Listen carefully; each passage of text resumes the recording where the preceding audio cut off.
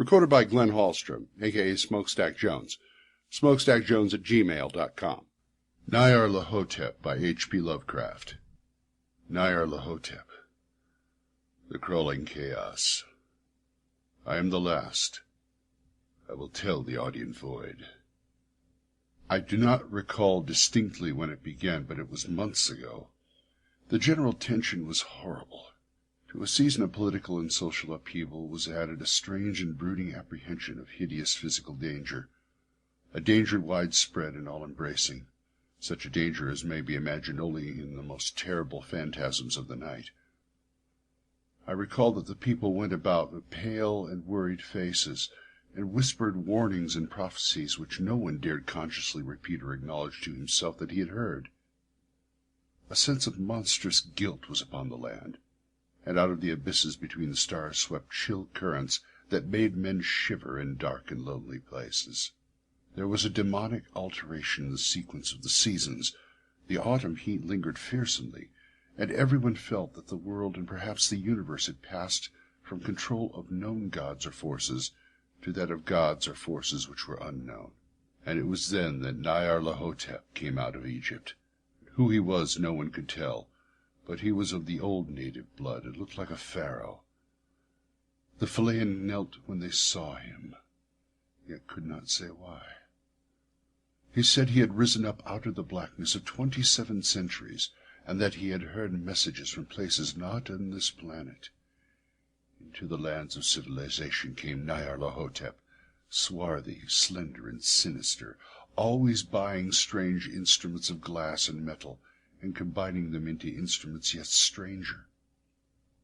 He spoke much of the sciences, of electricity and psychology, and gave exhibitions of power which sent his spectators away speechless, yet which swelled his fame to exceeding magnitude. Men advised one another to seek Nyarlahotep, and shuddered, and where Nyarlahotep went rest vanished, for the small hours were rent with the screams of nightmare. Never before had the screams of nightmare been such a public problem. Now the wise men almost wished they could forbid sleep in the small hours, that the shrieks of cities might less horribly disturb the pale, plying moon as it glimmered on green waters gliding under bridges and old steeples crumbling against a sickly sky. I remember when Nyarlahotep came to my city, the great, the old, the terrible city of unnumbered crimes. My friend had told me of him, and of the impelling fascination and allurement of his revelations, and I burned with eagerness to explore his uttermost mysteries. My friend said they were horrible and impressive beyond my most fevered imaginings, and what was thrown on the screen in the darkened room prophesied things none but Nyarlahotep dared prophesy, and that in the sputter of the sparks there was taken from man that which he had never been taken before, and which shewed only in his eyes. And I heard it hinted abroad that those who knew Nyarlahotep looked on sights which others saw not.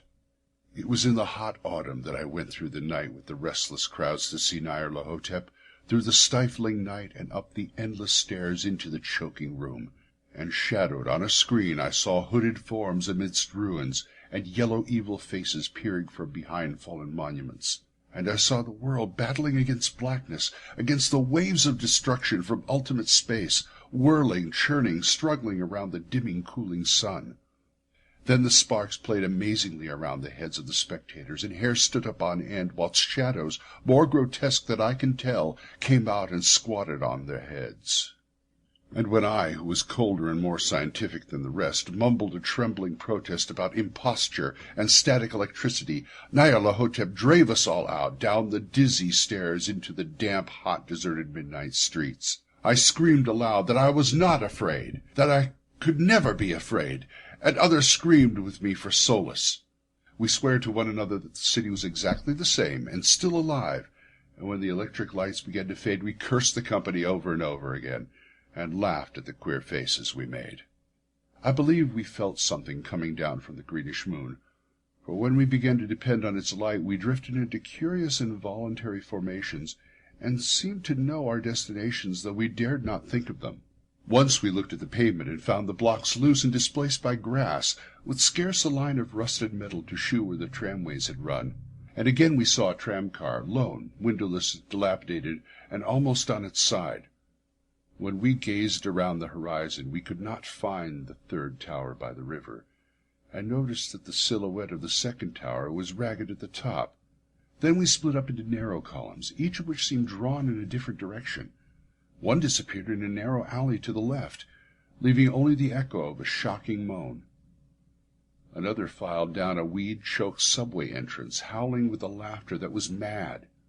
My own column was sucked toward the open country, and presently felt a chill touch which was not of the hot autumn. For as we stalked out in the dark moor, we beheld around us the hellish moon-glitter of evil snows. Trackless, inexplicable snows, swept asunder in one direction only, where lay a gulf all the blacker for its glittering walls. The column seemed very thin indeed as it plodded dreamily into the gulf. I lingered behind, for the black rift in the green-litten snow was frightful, and I thought I had heard the reverberations of a disquieting wail as my companions vanished. But my power to linger was slight. As if beckoned by those who had gone before, I half floated between the titanic snowdrifts, quivering and afraid, into the sightless vortex of the unimaginable. Screamingly sentient, dumbly delirious, only the gods that were can tell. A sickened, sensitive shadow writing in hands that are not hands, and whirled blindly past ghastly midnights of rotting creation, corpses of dead worlds with sores that were cities, charnel winds that brush the pallid stars and make them flicker low. Beyond the worlds, vague ghosts and monstrous things, half-seen columns of unsanctified temples that rest on nameless rocks beneath space and reach up to dizzy vacua above the spheres of light and darkness.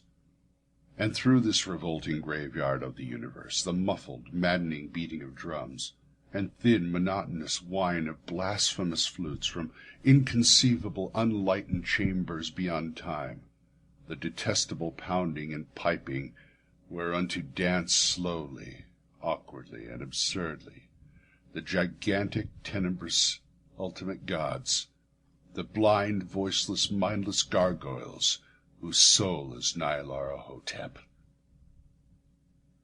The End of Nyarlahotep by H.P. Lovecraft.